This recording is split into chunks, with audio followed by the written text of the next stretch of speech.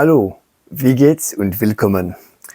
Welcome to a very special edition of BrewTube. Today we're going to be jetting off to Munich. I'm really looking forward to trying some of the local delicacies, beer and the food. I've got your passport with you.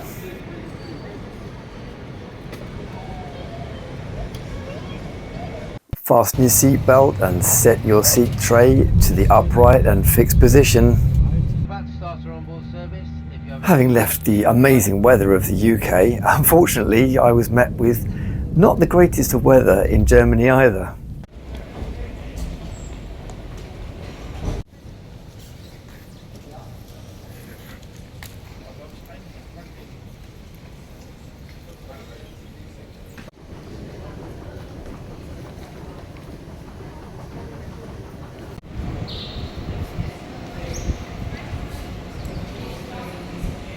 Now, the Reinheitsgebot was initially laid out in 1487 in the Duchy of Munich. Now, back then, there was only 3 ingredients. It was water, malt, and hops.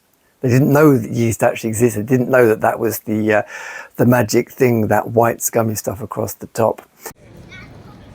Then in 1516, the Munich purity law then actually became the German purity law.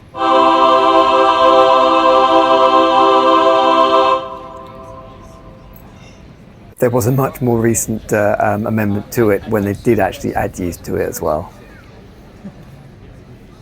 I was pleasantly surprised to find this maypole in the middle of the marketplace.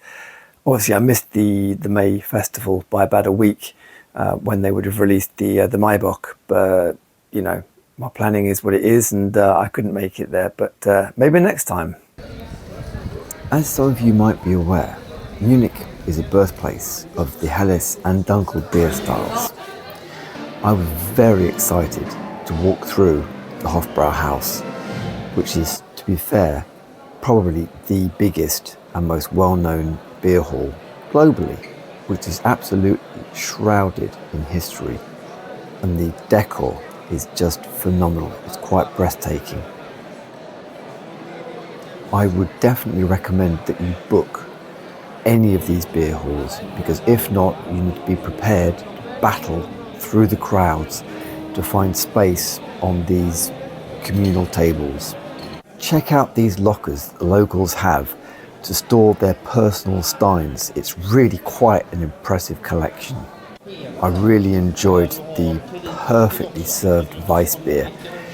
The 4-inch head for me was absolutely spot on. This Keller beer was excellent.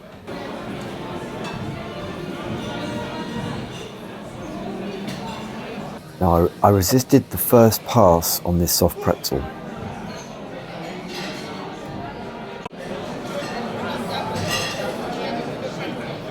I tried their Helles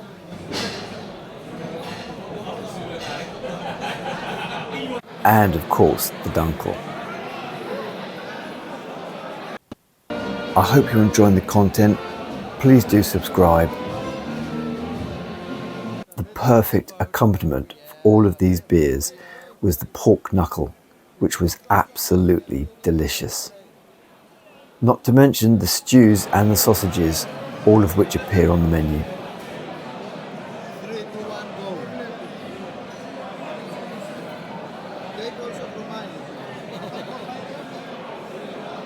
Okay, so I finally succumbed to the soft pretzel as well.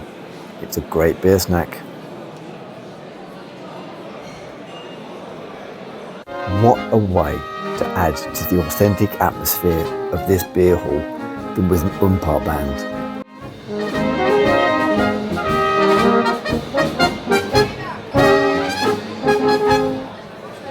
The Der Pschorr, if I'm pronouncing it correctly, can be found on the outskirts of the Victualian market, offering similar offerings to all of the beer halls.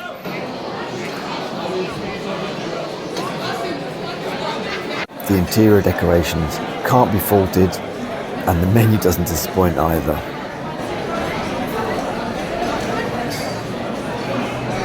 Their Dunkel,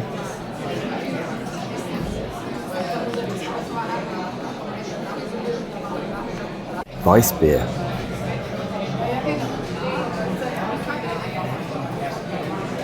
and Helles are all delicious.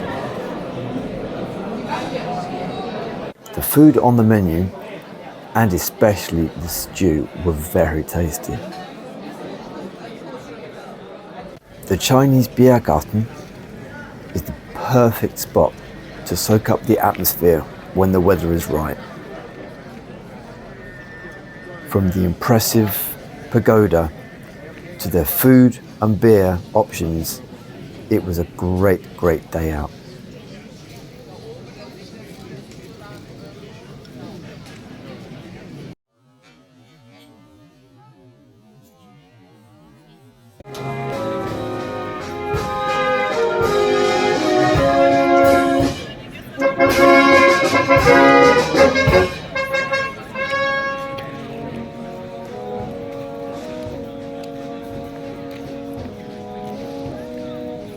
The Augustiner restaurant has got some very impressive decorations, similar to, I think it's the Residenz, that also has a fireplace which is similarly decorated with these single shells to decorate the mouldings.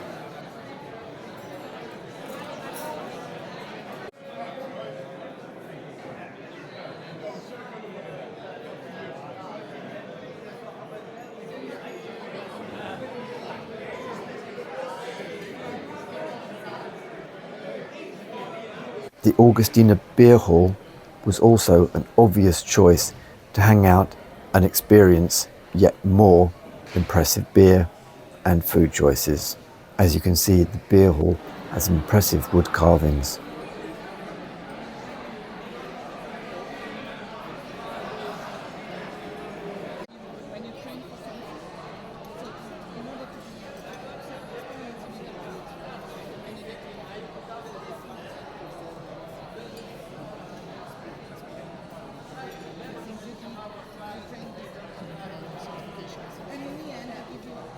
The restaurant Zum Alten Market is a great hidden gem. Now, not only are the decorations incredibly impressive,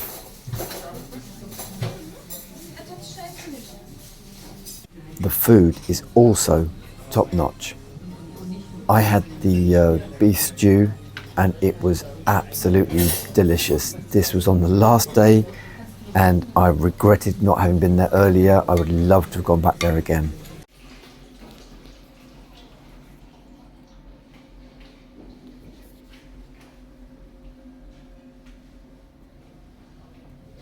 Thanks for watching. I really hope you enjoyed this edition of BrewTube. See you again next time. Tschüss!